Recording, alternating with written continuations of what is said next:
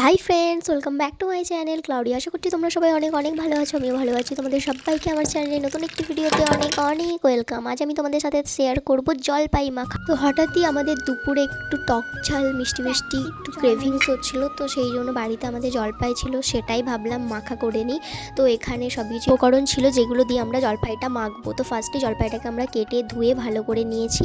তারপর এখানে লবণ, লেবু, লঙ্কার গুঁড়ো, চিনি, কাসুন্দি দিয়ে ভালো করে এটাকে মেখে নেব। নিয়ে তোমাদের সাথে রিভিউটাও শেয়ার করব। এখানে আমি আর আমার দুটো বোন মিলে এখানে করছিলাম। তো তোমরাও এটা শীতের দুপুরে বাড়িতে বানিয়ে খেতে পারো, অসাধারণ লাগবে। টক ঝাল মিষ্টি শীতের দুপুরে সবারই এইটার ক্রেভিংস হয়, তো বানিয়ে খাবে অবশ্যই, খুবই ভালো লাগবে।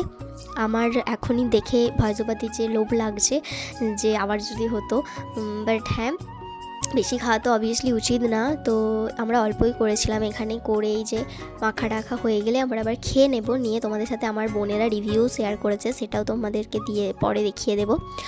আর এই যে আমার খাওয়ার পার্টনার, এরা দুজন। আমি এখন পড়ছি। রিভিউ দে, কেমন হয়েছে? অনেক সুন্দর। তো আজকের ভিডিওটা এতটুকু। ভিডিওটা যদি আপনাদের ভালো লেগে থাকে প্লিজ লাইক, কমেন্ট, শেয়ার এবং আমার চ্যানেলটিকে সাবস্ক্রাইব করে দেবেন।